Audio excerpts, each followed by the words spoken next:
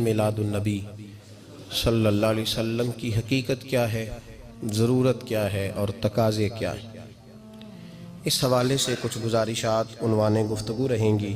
دعا ہے اللہ تبارک و تعالی اپنی ناراضگی والے جملے سے محفوظ فرمائے، اپنی رضا والی بات کرنے کی توفیق عطا فرمائے۔ عزیز بھائیو، قرآن مجید فرقان حمید نے ارشاد فرمایا قل بفضل اللہ، اے محبوب آپ فرما دیں جب اللہ کا فضل ملے، وبرحمتہ اور اس کی رحمت ملے، فبذالک فلیفرحوا تو انہیں چاہیے کہ خوشی کا اظہار کریں۔ سورہ یونس کی آیت نمبر 58 ہے۔ جب اللہ کا فضل اور اس کی رحمت ملے تو خوشی کا اظہار کرو، خوشی کا۔ اسلام مسرتوں کا دین ہے، خوشیوں کا دین ہے۔ نبی پاک سید عالم صلی اللہ تعالی علیہ وسلم کی مسکراہٹ کے اندر وہ حسن تھا کہ کائنات ساری حضور کی مسکراہٹ کی وجہ سے ہی مسکرا رہی ہے۔ حضرت جریر ابن عبداللہ رضی اللہ تعالیٰ عنہ حضور کے صحابی ہیں، وہ فرماتے ہیں کہ جب حضور مدینہ طیبہ تشریف لائے تو میں ملاقات کے لیے حاضر ہوا۔ پہلے دن میں حضور سے ملا تو نبی پاک مسکرا رہے تھے۔ پھر 10 سال میں حضور کو دیکھتا رہا، اور حضور کے وصال سے چند دن پہلے میری جو آخری ملاقات ہوئی تو اس میں بھی میں نے اپنے نبی کو مسکراتے ہی دیکھا ہے۔ اور فاضل بریلوی رحمۃ اللہ تعالیٰ علیہ نے تو اس تخیل کا اور رنگ میں لیا ہے۔ وہ کہتے ہیں حضور کے مسکرانے سے ہی دنیا مسکراتی ہے۔ فرماتے ہیں جس کی تسکی سے روتے ہوئے ہنس پڑے۔ جب حضور ہلکا سا مسکراتے تھے تو رونے والوں کے دل بھی ٹھنڈے ہو جایا کرتے، غمزدہ لوگ مسکراتے تھے۔ حضور کی خوشیاں تقسیم کرتی تھی۔ نبی پاک صلی اللہ علیہ وسلم کا مسکرانا امت کے دلوں کو ٹھنڈا کرتا تھا۔ فرمایا جس کی تسکی سے روتے ہوئے ہنس پڑیں اس تبسم کی عادت پہ لاکھوں سلام۔ اور فرمایا یہ نہیں تھا کہ حضور بڑے تکلف سے مسکراتے تھے، حضور کی تو عادت تھی اس تبسم کی عادت پہ لاکھوں سلام، مسکراتے رہنا، خوشی کا اظہار۔ اسلام بہت ساری چیزوں کا انسان کو پابند کرتا ہے، حدود و قیود میں رہنے کا حکم دیتا ہے۔ صحابہ کرام علیہم رضوان کے ہاں شادی کے موقع پر بارات لے کر کے جانے کا کوئی رواج نہیں تھا۔ حضرت عبد الرحمن ابن عوف رضی اللہ تعالیٰ عنہ جیسے مالدار لوگ بھی شادی کرتے ہیں تو نبی پاک کے بغیر بھی بارات چلی جاتی ہے۔ کوئی کانسیپٹ نہیں اس طرح کا کہ ڈھیروں بارات لے کے جائی جائے۔ حضرت عبد الرحمن ابن عوف کہتے ہیں میں حضور کی بارگاہ میں آیا تو سفید کپڑے پر پیلا زرد نشان تھا۔ حضور نے فرمایا کیا ہوا، یہ داغ کاہے کا؟ عرض کی حضور کل میں نے نکاح کیا تھا۔ تو محبوب نے جو ارشاد فرمایا اس میں فرمایا بڑی اچھی بات ہے، ولیمہ ضرور کرنا، چاہے ایک بکری ہی ذبح کرنا۔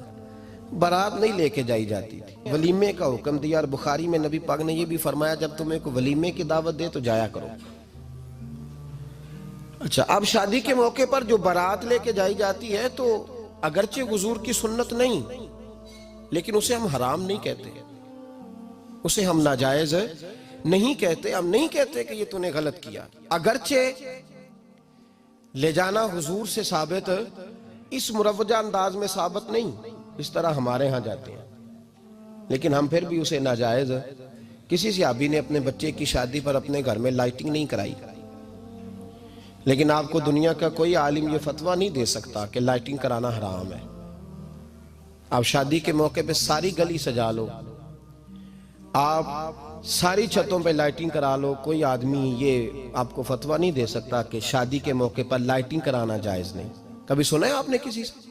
بولیے یہ جائز ہے، جائز پیسے ہیں تو ٹھیک، بلکہ میں اس سے آگے بڑھتا ہوں، اس سے تھوڑا اور آگے جاتا ہوں۔ حضرت عائشہ صدیقہ رضی اللہ تعالیٰ عنہ فرماتی ہیں میرا جو کمرہ تھا نا جس میں میں حضور کے ساتھ رہتی تھی اور ایک لمبا زندگی کا عرصہ گزارا، اس میں 3 آدمی سو سکتے تھے، چوتھے کے لیے جگہ ہی نہیں تھی، اور کچا تھا۔ کھجور کے تنے کھڑے کر کے اس پر کھجور کے پتوں کی چھت ڈالی گئی تھی۔ میں جب ہاتھ اٹھاتی تھی تو میرا ہاتھ اپنی چھت کو چھو جاتا تھا۔ یہ ہے سنت نبی پاک کی، یہ حضور کا طریقہ ہے۔ بتائیے پکے گھر میں، لینٹر والے گھر میں رہنا جائز کہ ناجائز؟ کیوں جی؟ حضور تو کچے مکان میں رہتے تھے۔ آپ نے کیسے پکا بنا لیا؟ اللہ کے محبوب دین کو اس کی اصل بات میں سمجھیں. آپ ایسا نہ کریں جس میں انتشار اور امت تقسیم ہو. اس کا اصل مزاج دیکھیں. مہندی کے موقع پہ اگر کوئی آدمی 6 دیگیں دال چاول کی پکاتا ہے تو منع نہیں, جائز پیسوں سے پکائے. انہیں لائٹنگ لگوائی, کوئی منع نہیں. سارے محلے کو کھانا کھلایا, کوئی منع نہیں. بلکہ نبی پاک نے فرمایا بہترین مسلمان ہی وہ ہے جو سلام پہلے لے اور روٹی زیادہ کھلائے, تو بہترین مسلمان ہے. ناجائز کیا ہے؟ ناجائز ہے شادی کے موقع پر بینڈ باجا بجانا, اس میں رقص کرنا, اس میں بھنگڑے ڈالنا, عورتوں مردوں کا اختلاط ہونا, عورتوں کی مووی بنانا, یہ چیزیں ناجائز ہیں. تو جو ناجائز ہے اس پہ پابندی لگائی جائے گی. جو جائز ہے اس کے بارے میں یہ کہا جائے گا کہ بھائی احتیاط کی جائے, سنت کی طرف دیکھا جائے تو بہتر یہی ہے. لیکن اگر کوئی کسی آدمی کے پاس جائز پیسے ہوں, وہ 100 کنال کے گھر میں رہے, اگرچہ سنت یہ نہیں, پر یہ تو کوئی فتویٰ نہیں نہ دے سکتا کہ حرام ہے تیرا 100 کنال کے گھر میں رہنا, کہ ہے فتویٰ کہیں آپ نے سنا.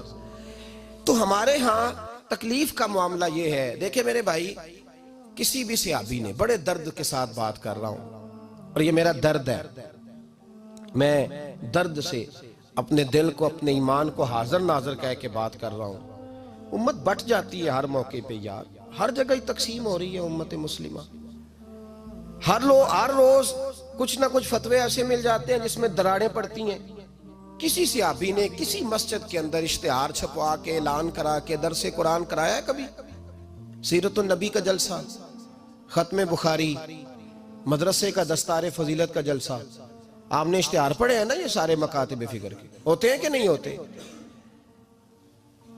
کسی صحابی نے اس طرح, وہ تو روز درس قرآن دیتے تھے, لیکن اس طرح اشتہار چھپوا کے, پوسٹر لگا کے, اور مصر سے کسی صحابی کو اسپیشل بلوا کے یا یمن سے بلوا کے مسجد کے اندر کبھی درس قرآن کے اجتماعات کرائے, سیرت النبی کے جلسے, ختم بخاری کے؟ او بھائی یہ ساری چیزیں حضور کے صحابہ کی سنت سے مروجہ انداز میں ثابت نہیں. مجھے بتا میرے بھائی, میں درد کے ساتھ تجھ سے سوال کرتا ہوں کہ سیرت النبی کے جلسے میں تو پشاور سے مولانا بلائے, پنڈی سے بلائے, تو گجرات اور کراچی سے لوگوں کو بلا کر کے اگر سیرت کا جلسہ کرائے, اور تو اس میں ایک آدمی کو کراچی سے بلوایا جا رہا ہے تو تو نے اس کو 20,000 کی ٹکٹ بھی دی, اور اشتہار پہ بھی جلسے پہ خرچ ہوا, پھر لنگر بھی پکا, کھانا بھی تو نے کھلایا, نہ تجھے کوئی بیوہ یاد آئی, نہ تجھے کوئی مسکین یاد آیا, نہ تجھے کوئی غریب یاد آیا. حالانکہ کہنا چاہیے تھا نا یہ جو ₹1,00,000 لگ رہا ہے کسی بیوہ کی خدمت کر دینی چاہیے, یتیم کو دے دینا چاہیے. درد کے ساتھ بات کر. سوال میرا یہ ہے کہ وہی کام جو سیرت کے جلسے میں ہوتے ہیں, پہلے تلاوت ہوتی ہے, پھر نعت ہوتی ہے, پھر کسی عالم کا بیان ہوتا ہے, وہی کام صرف نام بدل کے کیا جائے, عید میلاد النبی نام رکھا جائے صلی اللہ علیہ وسلم. یہ میں آپ کے ذہنوں پہ دستک دے رہا ہوں, تقریر نہیں کر رہا, صرف دستک دے رہا. او بھائی دیکھو, ایک آدمی وہی کام نام بدل کے کرے تو جائز ہے, اور اگر اس میں نبی پاک کے میلاد کا نام رکھ لیا جائے یا نعت کا نام رکھ لیا جائے تو پھر مجھے اجازت دے میں تجھ سے سوال کروں کہ صرف تجھے حضور کی تعریف پوری لگتی ہے؟ پھر مجھے اجازت دے کہ میں تجھ سے پوچھوں کہ صرف تجھے نعت اچھی نہیں لگتی؟ پھر مجھے اجازت دے کہ میں تجھ سے پوچھوں کہ تجھے صرف رسول اللہ کے قصیدے اچھے نہیں لگتے؟ دے مجھے اجازت کہ میں تجھ سے سوال کروں کہ جہاں ذکر رسول کی بات آئے وہاں تو پریشان کیوں ہوتا ہے؟ تجھے پتہ ہی نہیں یہ تو وہ ذکر ہے کہ رب فرماتا ہے تم بیان کرو نہ کرو وَرَفَعْنَا لَكَ ذِكْرَكَ, محبوب میں نے خود تیرے چرچے ساری دنیا میں بلند فرما دیے. اور نبی پاک نے پوچھا حضرت جبریل سے کہ چل جبریل تو بتا میری امت کو پتہ چلے رب نے میرا ذکر کیسے بلند کیا ہے. تو جناب جبریل کہنے لگے محبوبہ رب فرماتا ہے میرے نبی سے کہہ دے جہاں جہاں تیرے رب کا ذکر ہوگا وہاں وہاں تیرا بھی ذکر ہوتا رہے گا. یہ تو محتاج ہی نہیں کسی کا. اتنی جلدی لوگ بپھرتے ہیں. اللہ فرماتا ہے قل بفضل اللہ وبرحمتہ فبذلک فلیفرحوا. محبوب ان سے کہہ دو جب اللہ کا فضل ملے, جب اللہ کی رحمت ملے تو خوشی مناؤ. تیرا نہیں مجھے پتا, مجھے تیرا نہیں پتا, لیکن مجھ سے اگر تو پوچھے تو کائنات میں رب کا سب سے بڑا فضل بھی محمد مصطفیٰ ہی ہے, اور سب سے بڑی